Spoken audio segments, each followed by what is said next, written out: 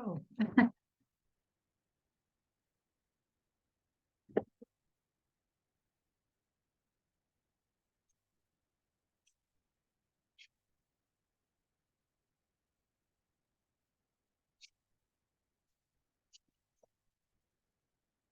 Yes, I'm right. All right, let me see. Thank you. Is there anybody else? Yeah, there's a bunch of people in here. No, is there anybody else on right now? Uh-huh. So on like Let me try. on right now. Blueberry. Hold on. Right, what's about this? Thank you.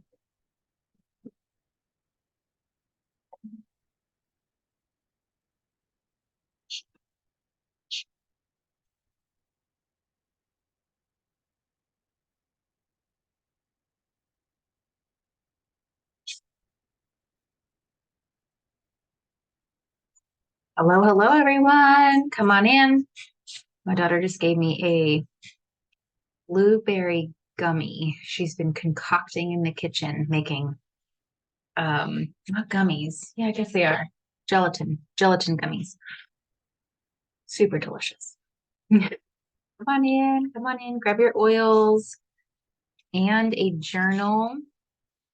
Welcome back to August. Welcome back to our Zoom calls. Not welcome back to August, but welcome back to our Zoom calls. We took July off. July was just crazy, amazing crazy, right? I would say if I don't fill my schedule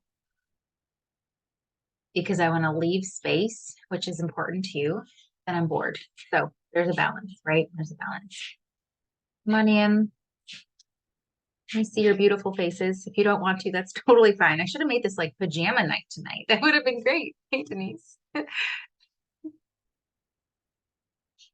Since we're going to be talking about sleep. So, all right, I'm going to dive in because I want to keep these short and sweet and real simple for you guys to just get these little nuggets of ways to use your oils, or even just ways that you can be reminded of how to use your oils. So we're going to be talking about sleep routines tonight, especially that we're like getting back into more of a like we're flowing into school routines, right? Whether you have children in school, whether you're a teacher or you have friends that have children in school, these are always great principles. And I think even for ourselves, like I was in bed by 8:30 last night because the sun is setting like earlier. And so as the sun sets, right, as the days become a little bit shorter, like I just want you to be mindful of that and start to just kind of take that as a cue to like draw inwards a little bit. I know it's still summer and we want to like max out our days with the most amazing time ever with the warm weather, right? But also just take it as a cue, like, okay, it's time to just like go in and maybe start our bedtime at like 5 minutes earlier. And maybe, you know, the next week, another 5 minutes earlier, just slow. And so before we begin, I just want to just welcome everyone here. And my name is Sarah Stutzman, and I am a holistic health coach. I've been a brand partner with Young Living for almost, so it's 8.5 years. It'll be 9 years in October. And Young Living oils just kind of jive with our lifestyle. And so it just really, it just fit. And so, and I found lavender when my baby wouldn't sleep. And so like it just this flows really nicely together. I had a newborn baby and she wasn't sleeping well, our third daughter, and a friend gave me her lavender, a whole 15 ml bottle of lavender. It was like almost full. And I was like, I can take that. She's like, yeah, just take it, give it back when you're done. She'd been talking to me about Young Living oils for about a year. And I was like, well, I don't know. You know, I'm just using what I have at the health food store. I've used them since I was 16. So what's the difference? And it wasn't until she gave me that oil and I had that experience and I put it on my baby's feet and found that it worked. And these oils are like amazing. Like that lavender smelled completely different than anything I have ever used. It actually smelled like lavender. And I'm not a huge fan of lavender, but I call this one my sweatpant oil because it's like slipping into your cozy sweatpants after a long day of just, I don't know, just being busy. It's just that comforting oil. So we're going to talk a little bit about sleep and routines tonight. And routines are everything. But the ability to adapt to new routines is even more essential because life ebbs and flows, right? And so seasons change, right? But when we look outside, the seasons are changing. We might hear it with those locust sounds, right? That are ever more present, but we don't see what's happening in those trees, right? We don't see what's happening under the soil and in the roots, but things are happening slowly. But the trees don't refuse, right? They just know, okay, we're heading into shorter days, right? And slowly we're going to see those trees change color. That doesn't happen overnight. And so when I say take the initiative now for yourself and your children to just start, maybe it's just another minute earlier, maybe it's 2 minutes earlier. Your children won't notice, right? When it's not a drastic change. But when it's a slow change, it just happens and you're not going to get that fight, right? And so sleep can ebb and flow in our seasons of life, right? We have summer schedules. In the summer, we're a little more active. It's lighter outside. And I'll be honest, like our kids don't really have a sleep. I mean, we don't really have a schedule per se. It's real lax, but we kind of come inwards when the sun goes down and we all take showers and you get cozy and my husband and I have a front porch sit to talk about the day, and the girls kind of unwind with like their favorite like homestead TV show. But that's like their unwind time. So that's our rhythm. But it's nothing crazy. You have to find what's healthy for your family. But vacations can also be like, throwing a vacation in there or even traveling with like on a plane. That can really change up our sleep routine. And I think that's important to know that we need sleep, even though things change, getting a nap or going to bed earlier, like accommodating our body and not just pushing through because our body needs sleep. And so tell me in the comments, is your sleep good or does it need work? Like, go ahead and tell me in the comments.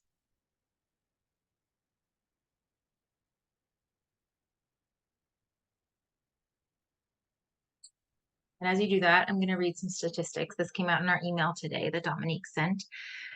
According to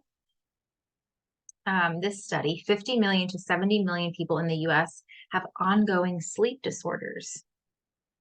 79.4% of adults who take prescription sleep medication experience a residual effect, such as oversleeping, feeling groggy. 94.8% of adults lose at least an hour of sleep to pain in a given week. Okay, so some things could hinder our sleep, right?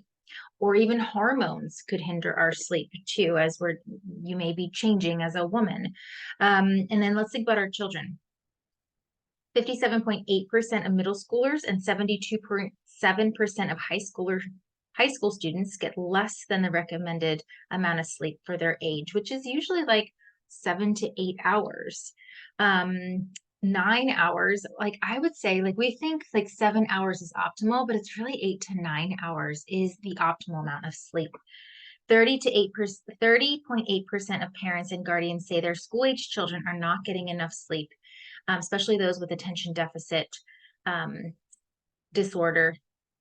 They have mild to severe sleeping problems because their mind is constantly racing, right?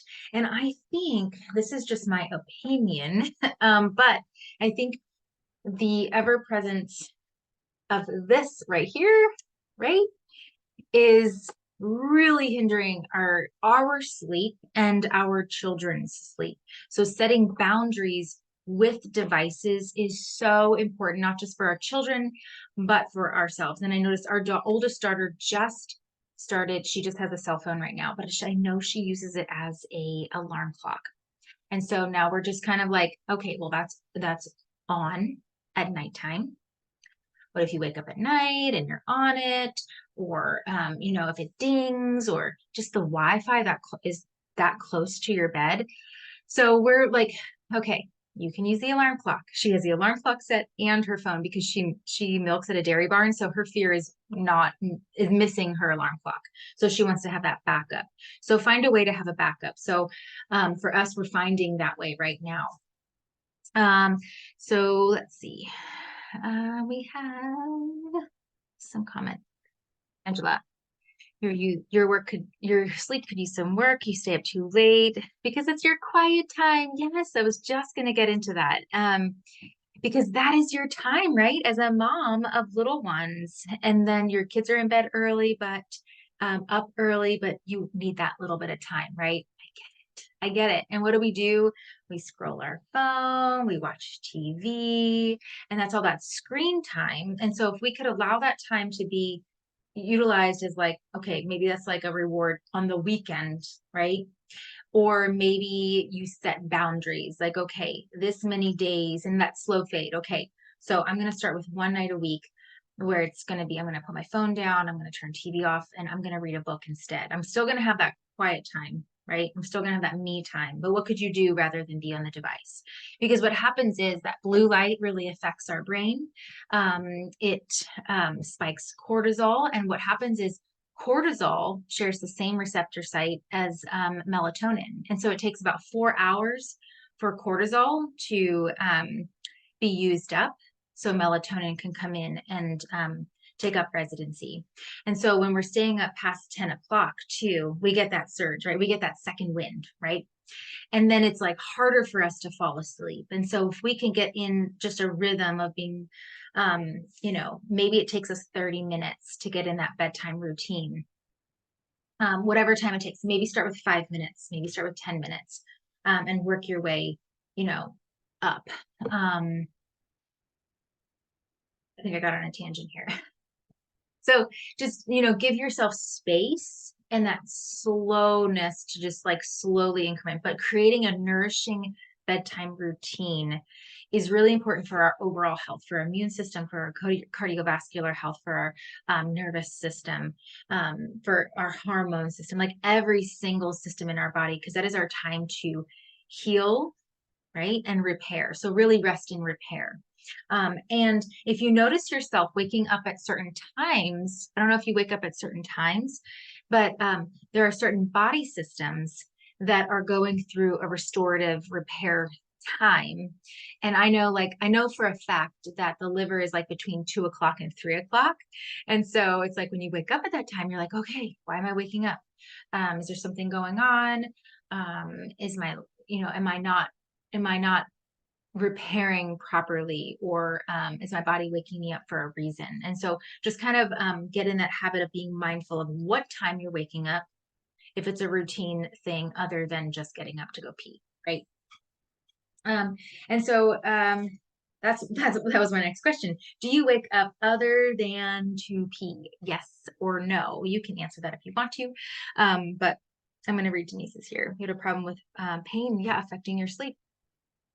You took 3 to 4 ibuprofens every night to sleep. This month, it's 6 years since I have not used ibuprofen. Yes, but oils. Many people use Benadryl to sleep. Yes, I know there's so many people that use sleep aids or just take an ibuprofen to go to sleep because of pain. But we have CBD. We have our Panaway Deep Relief. We have the pain cream. Like there are so many amazing things that we can use and utilize rather than just popping an ibuprofen, because that really affects the kidneys more than ever.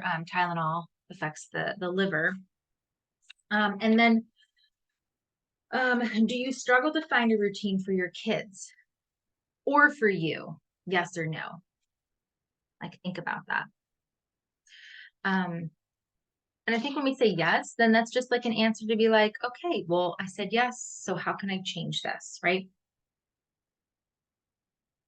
And like I said, the internet, the phones, TV shows, I think more than ever, it's just the phones, right, that we have. So set boundaries.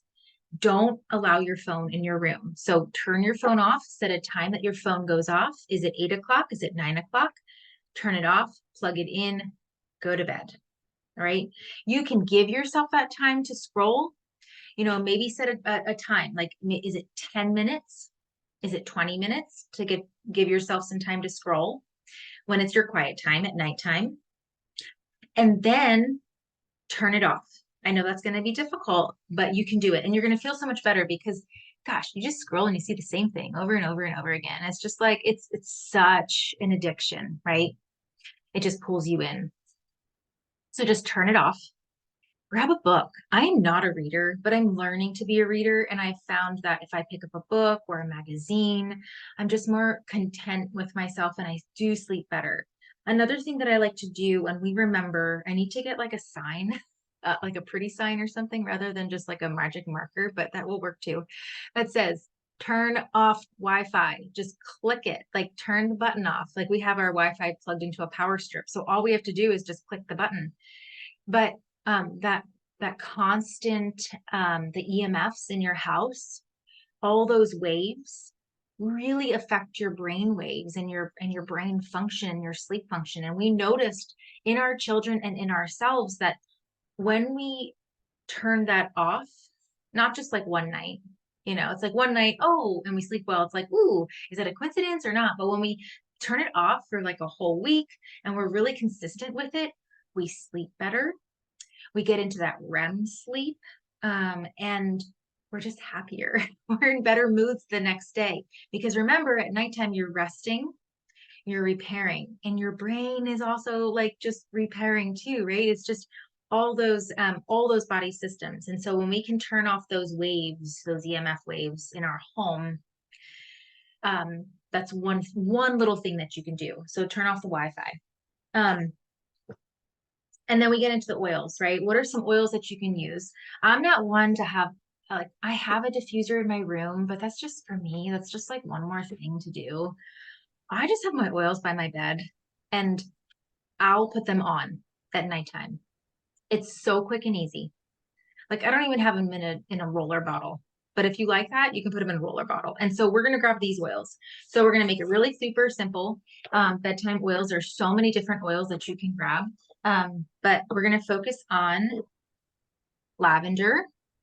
Find one you love. Okay, I have 3. Find one you love. Lavender, cedarwood, and peace and calming. Okay. I always gravitate towards lavender and cedarwood. It's just something that really calms me. Peace and calming, I find I use during the day when at like the 5 o'clock hour where I put in the diffuser. I'm not really drawn to that one at bedtime, but some people are. But lavender and cedarwood. So what I do is I will like put it on my wrists, but I put it on my forehead right here. And then I also put it at the brainstem. Okay. And down the bridge of my nose. That way I can smell it. It's getting into my, it's passing the blood-brain barrier. It's getting into the cells. It's reminding my body, okay, it's time to calm down. It's time to quiet down. And that could take some training, retraining of the brain. And so that sense of smell, because your limbic system is the only sense of one of the 5 senses that your body has, that God gave you, that is directly affected by emotions, by the sense of smell, right? If I made that clear. And so when we can attach a sense of smell to a routine, it's going to help us get into that routine a little bit more, right? So if you are a seasoned oiler, I'm going to give you the other oil that I love, or 2 other oils that I love to use that I'm drawn to. Roman chamomile. I'll put that one in the diffuser when I diffuse, or my kids will. They really like that one in the diffuser. But another one that I like to keep by my bedside is Northern Lights black spruce, or any kind of woodsy scent, because the woodsy scents really help with cortisol levels and help to reduce cortisol levels at nighttime. They give us a sense of comfort and grounding. So if you're a seasoned oiler, those 2 oils are great to have by your bed as well. And then Denise says the big toe, you can put vetiver on the big toe for racing thoughts. Yes, since you're right there on the racing thoughts, Denise, if you wake up at night and you constantly wake up at night with the racing thoughts, not the, oh, I gotta go pee and then fall back to sleep.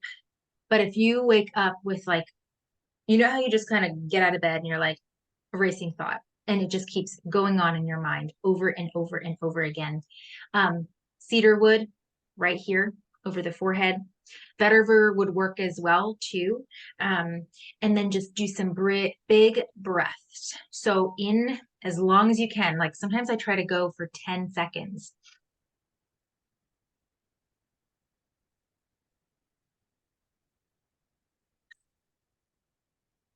And like really forcefully out. Like breathe in as long as you can, hold it for a little bit, and then and do that. I'm telling you, like I swear by that. And I'm out. Those oils on, and I'm out. Probably with like maybe the fifth deep breath. But I'm also praying, and God will often give me scripture when my racing thoughts. I'm worrying about something. God will give me scripture to just like think on as I'm breathing deep and I'm praying. So do that. And like I remind my kids to do that as well, if they wake up in the middle of the night. So that's more for adults. If you wake up in the middle of the night, but for your kiddos too, like grab your oils and rub those oils on your kids' feet. At nighttime, put your oils in their diffuser. Get them used to the rhythm and the routine. Brush your teeth, wash your face or shower, whatever that routine is, oils in your diffuser, or have them by your bedside, whatever's easier for you for your routine. And then prayers, that's what we do for bedtime prayers. We rub their back, and then, and then get them used to the oil. So if they wake up in the middle of the night, they can come over to me and I put them on them, or, they put them on themselves. And so I was asking my girls, what are your bedtime routines? And they all said the same thing. We read books, we put our oils on, we brush our teeth, you rub my back. Like, so find a rhythm for your family. And as we transition into the school year, as we transition into the fall months, right? We don't want to think about it, but it's coming, right? As the sun goes down a little bit earlier and we have those shorter days, just follow that same rhythm. And so maybe a minute earlier, 2 minutes earlier, 5 minutes earlier, just come inside and follow that same rhythm. And it won't be as drastic as, just being like, okay, we got to get ready for, school tomorrow. So we got to be in bed by 8 o'clock when they're used to going to bed at 9 o'clock. That's just, no one likes that. That's like traumatic for me, right? Like, no. So just train them to get used to it. So all right. So how do we help our friends with this? Because I said, this month is our ripple effect month, and I want to continue this because, we may hear mamas or friends say, school is coming, and I dread nighttime. I dread fighting with my kids. I dread all of this. You can share these same things. Maybe it's lavender. I probably wouldn't share cedarwood right away because cedarwood doesn't smell too good, but maybe share lavender or peace and calming with your friend and give them a bottle of lavender, give them like a roller bottle of lavender, and kind of share these routines. You can let them borrow a diffuser if they don't have one. And just share what you do on a regular basis. And something else that's fun that I'm just thinking of now is buying new pajamas, not for your friends, but like for your kids and for you. um, Buying new pajamas, getting in that rhythm, maybe buying new bed sheets or something that's going to like excite the whole, like, okay, that whole transition of the new season, right? And so, yes. And so as we get back to like sharing with your friends, share your diffuser, share how you're using these on social media, share how you're filling your diffuser. I remember Sarah Paul, she always said she thought like you light a diffuser like a candle, right? And so maybe demonstrating how you put your oils in your diffuser, maybe your top 5 things or maybe top 3 things that you do for yourself at nighttime. And I used to say, pour yourself a cup of tea. I do that more in the winter time, but if you're prone to getting up in the middle of the night and having to go to the bathroom, maybe that's not something you do, right? Something that I find that does help with sleep as well is a pinch of Celtic sea salt under my tongue, or Redmond's real salt. Salt has all the minerals that you need. Celtic sea salt, Redmond's real salt, those two I would recommend, not like iodized table salt. But the minerals will help your body as well with just, acclimating to what it needs at nighttime. Do you have any questions? So I said Wi-Fi off, use your oils, set your boundaries, go low and slow, right? Any questions or any tips that you guys have? You can open up the mic if you want to. Anything that helps you fall asleep or find rhythm in the bedtime.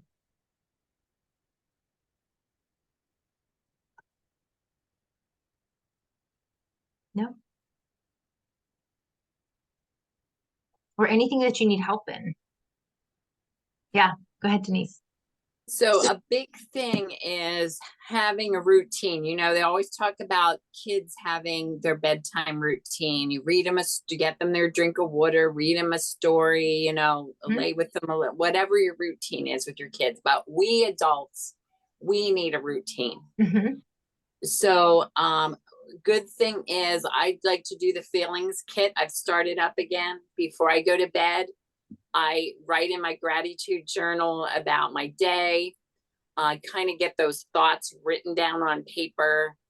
Of course, I use all my oils and everything as a routine, whatever my bedtime, have my diffuser going. And of course, like you said, prayer. So,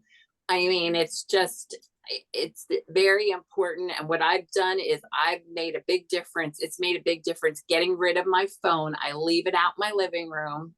I have no EMF. Like, I have a regular alarm clock because I used to use my old cell phone. And then I learned about all these EMF things. And I'm like, no, I don't want that. I don't even want the charger. Because even the chargers leave off this EMF frequency. So, yeah. So, we need a bedtime routine. And, that's very helpful. And going to bed at the same time.